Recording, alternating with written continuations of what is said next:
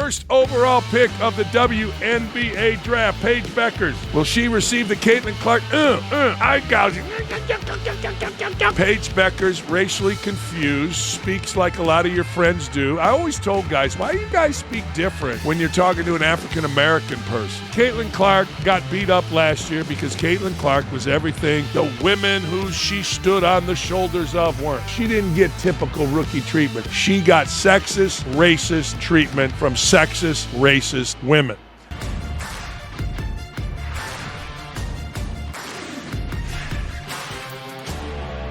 First overall pick of the WNBA draft, Paige Bueckers. Will she receive the Caitlin Clark eye gouging? Will she? I don't know. I don't think so. Once she officially hits the WNBA, there is already a suggestion, though, that the former Connecticut Husky star could be given a much easier ride than Clark once she's in the NBA. You can make book on it. Paige Bueckers, racially confused, speaks like a lot of your friends do. I always told guys, why do you guys speak different when you're talking to an African-American person? Like radio hosts, if you pay attention to them, they do it all the time. Like, what are you doing? Like, what are you, Kamala Harris? You go to a different crowd, you speak a different vibe? Stop it. Anyway, Paige Bueckers is that girl.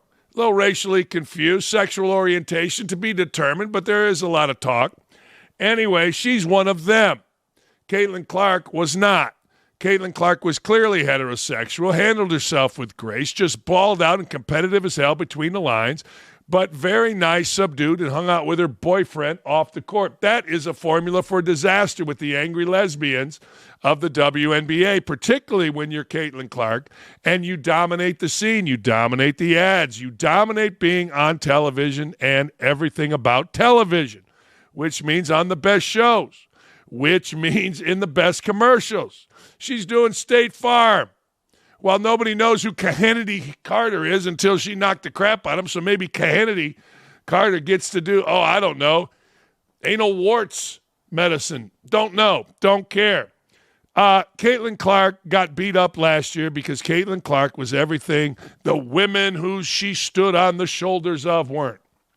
She was a nice, straight girl that balled hard, had a different game, and it pissed everybody off, including the little gals on ESPN, the Monica McNutts of the world, the Chimmies of the world, all the little girls that are hired for one reason and one reason only and have made ESPN a miserable place to go to work. Ask somebody.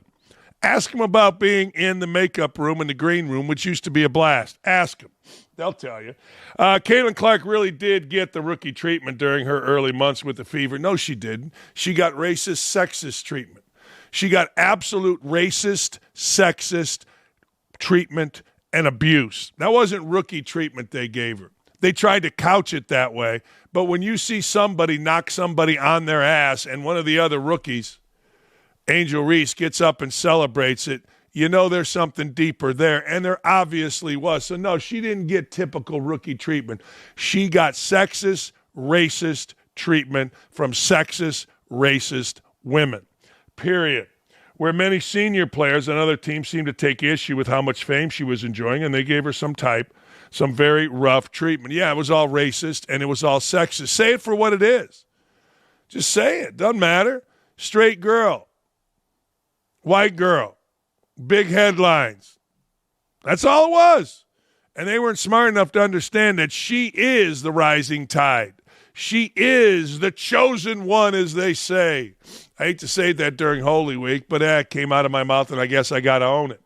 And the jealousy, the insecurity that we all knew these women possessed came out full force from Diana Taurasi all the way down to Dejounte Carrington and Kennedy Carter, whoever the hell those two clowns are. Anyway, that may not be the case for Bueckers for one very specific reason. For those of you wondering if Paige's acceptance into the WNBA will be different than Caitlin's, a tweet from a fan read, it wasn't just the players that took the heat for the way that Caitlin was treated in the first part of the season. After Taurasi, Carter, even Oriema, who had said the delusional fan base that follows Caitlin Clark disrespected the WNBA players by saying she's going to go into that league and tear it apart. The entire league itself has found itself under fire time and time again. Well, You got to understand the whole thing. This is a part of the whole thing, okay? This is a part. The other part is the little gals at ESPN that used to kind of sort of play in the league. They were jackasses too.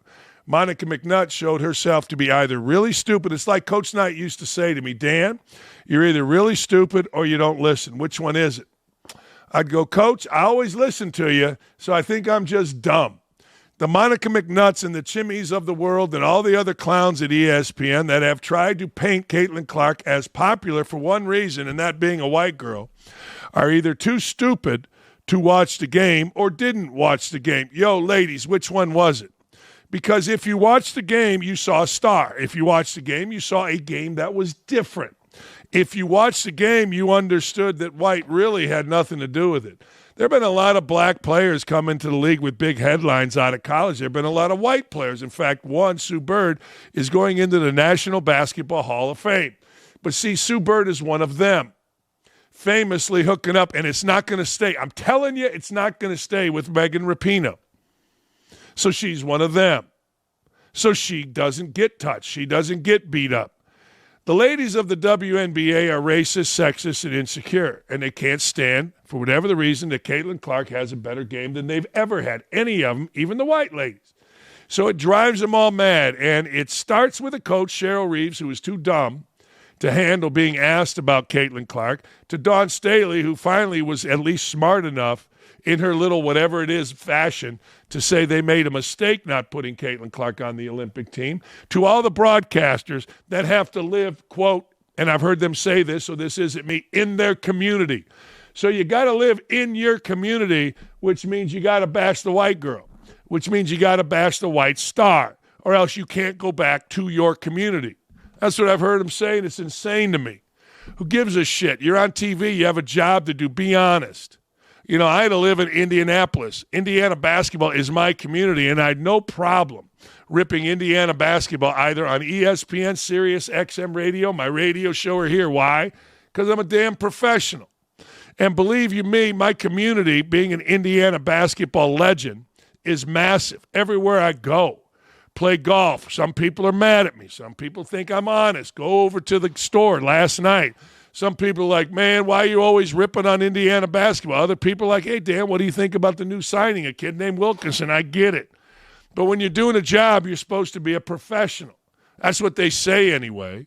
But ESPN's women are the least professional. So what do? They see a little white girl, straight girl, and they crush her. They don't understand that her game is just different. Well, maybe they do, but again, are they watching or are they too dumb? I don't know. Even dudes question Caitlin Clark. Even dudes have said, well, you know, the white girl thing. It ain't the white girl. And it's probably going to be not the last time I say this. It's her game. It's the way she conducts herself. It's the way she passes, shoots. In an era like the great Isaiah Thomas said on this show, it used to be we showed dunks on ESPN. Dunk this, dunk that, boom, boom, boom, boom, boom. Now, as Isaiah so adroitly pointed out, we show bombs, deep threes. That's what we want. Well, guess who fits that? Steph Curry. Guess who fits that on the women's side? Caitlin Clark. And only Caitlin Clark. All these other little girls, this Haley Van, whatever the hell, she could do a spread for Penthouse, Playboy, Sports Illustrated, and every other thing. But she ain't going to be Caitlin Clark. Not now, not today, not ever. She'll be made into a star, fine. But she ain't going to be Caitlin Clark. Paige Bueckers, she ain't going to be Caitlin Clark. Sorry, it ain't going to happen. Somebody down the road, that Juju Watkins could be.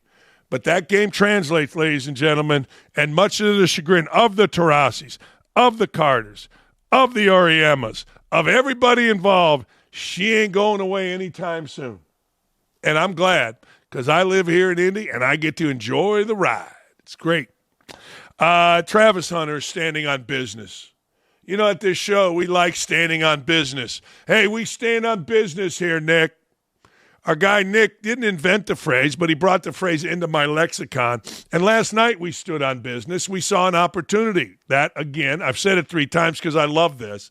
I love the fact that the Tampa Bay Rays always lose on tax day, like 11 in a row, and they either lost the 11th or 12th last night. And Nick pointed that out, and we're like, we'll bet it. as most times happen when I win a bet, I'm like, I didn't bet enough. I've lowered my units and I've won more. Whatever. But we stand on business here, so we applaud Travis Hunter, although we think Travis Hunter is a bit full of shit. Why is Travis Hunter a bit full of shit? He went on record to NFL teams that are considered drafting him to say he'd rather quit football altogether than choose between playing just one position in the NFL. And he says it's a make or break deal for him. I know it is. You must have got paid a hell of a lot of money there at Colorado, which, by the way, kid, they're going to retire your number. They should. You're a Heisman Trophy winner. Here it is. It's never playing football again. I'm doing it my whole life. I love being on the field. I feel like I could dominate on each side of the ball, so I really enjoy doing it. I just feel very confident in myself, and I have a competitive spirit that I can do whatever I put my mind to, and I feel like I can do it. I love this. Now, he's full of shit. Once that big check comes in, he's going to be like, yo, I want these to come in until I'm in my 30s, mid-30s, which is a long time away for a 22-year-old kid. You know how it is. Man, 31-year-old. Now at 62, I'm like, what are you, crazy? You don't even have hair down there at 31. What are you doing? Anyway, long story short, when those checks start coming in and those NFL fields, you run out there and you're like, wow, this is really cool. You're going to want to stay in it as long as you can. But I love the exuberance of youth. I do. And I love this kid's moxie. See, a lot of people didn't like Colorado. I did. I'm dying for the Colts to draft Shedeur Sanders should he fall to 14th in the draft. I like moxie. I like style. I mean, look at me. How could I not? I mean, when you see Dakich, the first thing you say is swagger, standing on business, moxie, style. I like this kid's attitude, but it ain't real. Or it is real, and then when he sets foot in an NFL practice, he's going to be like, yo, this is kind of tough. This is a little different in college. I may not want to do this. Anyway, Hunter played more than 700 snaps on both offense and defense during the 2024 campaign with Colorado. And that was over a span of just 13 games. If he were to carry that same snap count rate over the course of a 17-game NFL schedule, he'd average more than 930 snaps on both sides of the pelota. Excuse me. You know what that means? That means 930 opportunities to get your life changed with a bad hit. While most guys are trying not to get hit, while most guys are trying not to play, see load management in the NBA, Travis Hunter is a breath of fresh air. He's coming in the league and saying, bring me it all, baby. If I'm going to be one of the all-time greats, I got to stay on that field, so let's go. I don't think anybody, maybe back to Charles Woodson, has been more prepared to play both. He's rated as one of the great wide receivers. He's rated as the best cornerback. I mean, what the hell?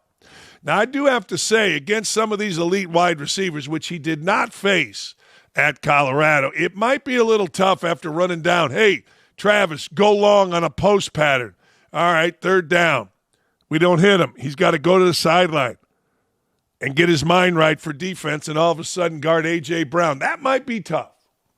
That might be really tough. But, hey, I love this kid's moxie. I do. I'm sorry. I do.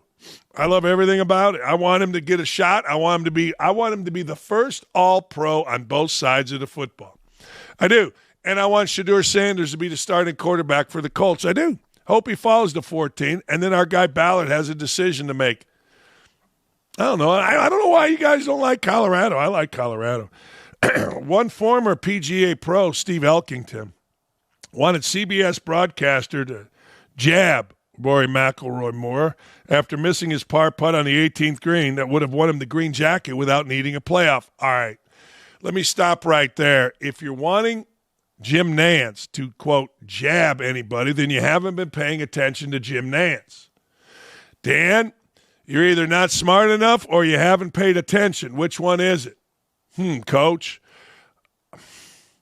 I've been paying attention. Maybe I'm just not smart enough. Nantz isn't going to jab anybody. It's not his job. It's not who he is. Nantz is the smooth operator, the milquetoast broadcaster that's been doing it for 100 years and announced his retirement 11 years in advance. Good for Jim Nantz, man. That's arrogance.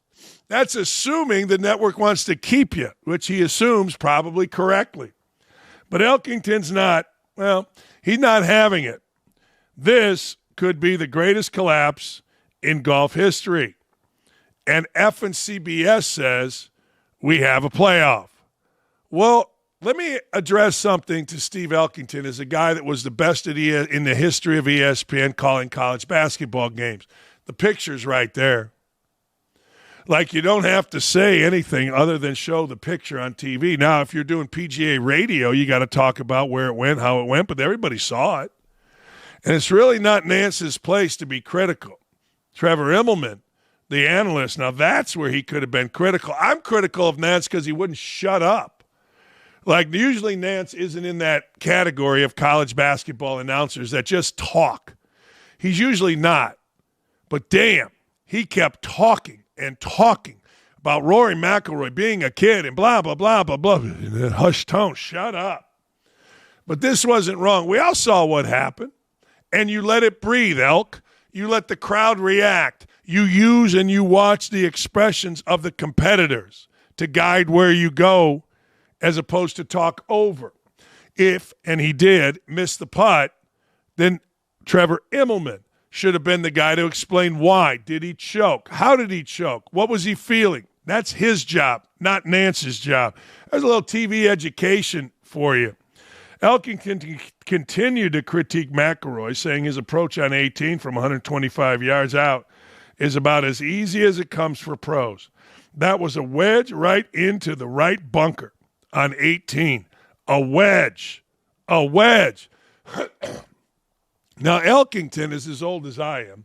He's 62 years old. He's Australian. He's a really good player. He felt Nantz and the rest of the broadcasters had to be more critical of McIlroy at that point. It could have been an epic collapse for the man who had not won the Masters, but also missed out on a major victory in the last 11 months, including a short miss putt. They called it a putting meltdown in the 2024 U.S. Open. Well, he's not wrong. He's not. It's not Nantz's job. I think Elkington's done TV. In fact, I'm sure he has. He should know better than that. Immelman was the guy. Now, Nantz annoyed most of us. The majority of the country got annoyed by Jim Nantz for one of the few times for over-talking and telling the same story for what seemed like holes and holes and holes. I know it wasn't, but it seemed like it. But Elkington should know better. As the play-by-play guy, it's not Nantz's job. Rarely, if ever, do you hear Mike Tirico criticize a player. He leaves that to Collingsworth. Mike is to guide you, to walk you through what's going on as we see what's going on. But the truth of the matter is, Elkington's not wrong here. It was going to be the biggest collapse, and they could have been more critical, but it wasn't supposed to be Nantz. The media is still talking about this, and they're going to keep talking about this because you got to understand the white media. The white media is going to side with Stephen A. Smith and give him a legitimate chance to be the president. They are. I mean, because they're afraid. Now, some media, like me, are going to be smart enough to go back and look at what media was saying about Donald Trump's chances to be president. George Clooney, arrogantly, he's got no chance. Joy Behar and the anal-faced warriors of The View said, well, he's got no chance, and they laughed at him. So did so many others. Me, Dakich, I don't do that. I learn from others' mistakes. It's who I am. Even though Stephen A. Smith, according to Nick and Nick, has a snowball's chance, which is probably where it is right now for the presidency, Smith's former First Take co-host, Skip Bayless, thinks Smith is, in fact, the perfect man for the role, given what works in politics these days. Now, you got to understand, let's give the background here. Skip Bayless is dying to get back to his old spot of relevance, whether it's on Fox, that ship has sailed, or back with Stephen A. Smith. And Skip Bayless has maintained a good relationship with Stephen A. Smith, and Skip Bayless knows Stephen A. Smith was given a second chance. By who? Skip Bayless, after he got fired from every job that he had. Smith, to his credit, has turned it into an empire.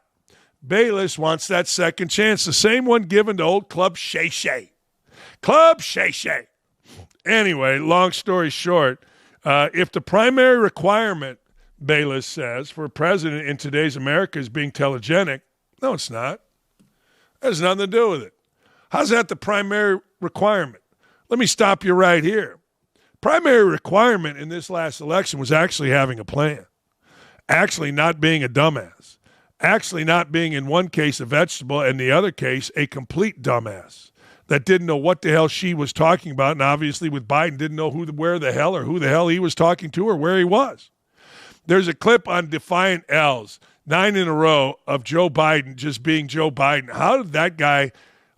How did the media and liberals think they could hide Joe Biden's cognitive decline from us? It's astounding to me. There's nothing that involves being telegenic, or maybe there's a little, but you got to at least have a plan. Stephen A. Smith was born to be the president of the United States. Stephen A., trust me on this, okay, is more gifted on television than anyone I've ever worked with. Okay. Stephen A. Smith is actually a little more telegenic than President Trump is, and President Trump was born telegenic. That's fine.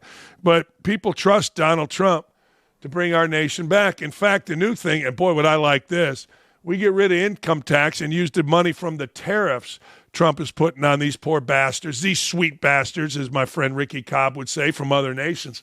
We use that money for our income tax. Boy, he does that. I want him as lifetime president. This is what I know about Stephen A. He has even more passion for politics than he has for sports. Trust me. I don't trust you. You're trying to get a job. What are you talking about? Stephen A. closely followed politics and off camera got even more worked up about politics than he got about sports. Here's Will Cain's reaction. I think that Stephen A. is riding a wave of someone looking for the next Donald Trump. But see, right. Donald Trump wasn't just a celebrity. He didn't just have big name recognition. He wasn't just a star. Donald Trump had run companies. He had run them successfully. And Donald Trump also had an issue and policy set that was very important to his election. I mean, the most notably of which was before 2015 was immigration. He was championing strength on immigration when Republicans were considering pivoting away from and becoming softer on illegal immigration. And he represented a blue-collar, working-class, union voter, former Democrat voters that were now ready to vote for Donald Trump. And so don't ever underestimate that he had a specific policy issue set that drove him to the presidency. And that doesn't exist for Stephen A. He doesn't have that management experience, and he doesn't have that policy issue set. He just has the stardom, the fame, the charisma. And that's, in my mind, not enough. Well, I totally agree, and that's exactly what I just said. Will, as always, is right. Here are your, uninspiring group coming out of the Democrats. Gavin Newsom, they're giving him a 16% chance. Josh Shapiro, who pissed off some crazies enough that they wanted to firebomb his house. I ever tell you a story about my house getting firebombed with a Molotov cocktail? True story. Former Transportation Secretary Pete Buttigieg, 7%. I don't know 7 people in the state of Indiana that would vote for him. If I polled 100 people in the state of Indiana, I couldn't find 7. I'll go anywhere you want. I'll go to his former town at South Bend and say, all right, can I find 7 out of 100? The answer is going to be, oh, hell no. Anyway, it just is. All right, let's go back to the WNBA, the world silent auction or draft. The WNBA draft has ended. Number of big NCAA stars, found new homes, but notably, one name stayed off the draft board. Women are starting to become like the dudes. Here we go. Wait for it. TCU center Sidonia Prince's name did not get called on draft night. Odd. And why? Well, amid abuse allegations and many concerns about her age. Listen to this. This is amazing to me. You talk about somebody too dumb to learn. This lady Prince seems to be too dumb to learn. Wait for it. Despite being a dominating 6'7" center, rarity in the league, Prince was a controversial pick from the start. She's been accused of sexual and physical abuse from multiple ex-girlfriends and partners. If that wasn't enough, there were concerns about Prince's age. She'll turn 25 in May. See, I would go the other way. I'd like to have Prince at league and her injury history. Listen to this. One anonymous general manager told ESPN last week that the humongous gap between Prince's age and her opponents made it difficult to tell whether it was a factor in how good she was. Add that. Listen to this part. the far more concerning reality of allegations against Prince, which date to 2019. 4 women. Now, let me back up before I tell you this next part. 2019 is when these allegations started. It's a long time ago. It's 5-6 years ago. All right. However, she didn't learn. 4 women have accused Prince of misconduct over the past year. She be whooping ass, this Prince. Not a prince of a person. See what I did there? Including 2 accused her of sexual misconduct, and 2 ex-partners accused her of physical abuse. How about that? Man, I tell you what, though, them girls in the WNBA would be scared to death of her, I would think. 6'7", big as hell, 25 years old. How the hell is she out of jail? I mean, how many accusations do you get? I feel like some dudes get 1 and they're in the can. Some women get 4, 5, 6. Why is she in jail? Who cares about the draft? Why isn't she in the can? Doing a little time. Chris Haynes, NBA reporter, recently talked about recently fired Mike Budenholzer reportedly confronting Bradley Beal and asking him to play like Jrue Holiday. Jrue Holiday's great. He's a champion. He's one of the best dudes in the NBA. And I mean on and off the court, Jrue Holiday is, to which Beal fired back in a fit of rage. All you NBA guys, when you get told something you don't like, fit of rage. Bradley Beal reportedly took offense when Budenholzer told him to play like Jrue Holiday. Don't ever disrespect me like that. Really? Don't ever tell me to play like another player. Really? Why not? Why? I mean, what have you done? How many coaches has Bradley Beal gotten fired? In fact, if you want to go to the dark age of Florida basketball, it was when Bradley Beal was there. Gives a crap about Bradley Beal.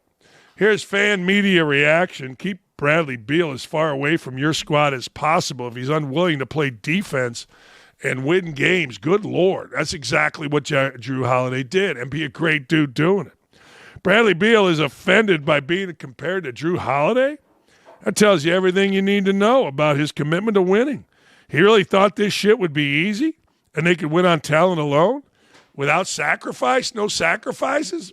Bradley Beal is one of them dudes that came big time out of high school from St. Louis. He went all the way down to Florida, and Florida stunk while he was there. I don't know if they stunk, but they stunk compared to the 2 golden eras, one of which is now and one was when Billy Donovan was there. Bradley Beal hasn't won shit. And Bradley Beal's team, the Washington Wizards, went in the tank the minute they drafted him, and they're still in the tank. There's a lot of teams that can't get out of a hole because they drafted a dumbass, and apparently drafting Bradley Beal was a really stupid move that continues today. Oh, by the way, the Phoenix Suns fired another coach and didn't make the playoffs. Really? No shit, Sherlock. One of the biggest loser attitudes to ever exist on an NBA player. There you go. Now, I don't know who all these guys are. I don't know who all these experts are on Twitter. But I do know this. We have in this society gone from being infectious disease doctors to NIL experts to now Bradley Beal experts. I'm the only one that's expert enough on all of these. All of these, I say, and Bradley Beal, you dumbass. I mean, how dumb are you? You know, you're going to go in a fit of rage. These NBA players, they go in fits of rage. You know, I get a kick out of watching some of these podcasts. Like Jeff Teague is one of the nicest guys alive, but he gets on a podcast and he's got to act like, you know, he's some kind of gangsta.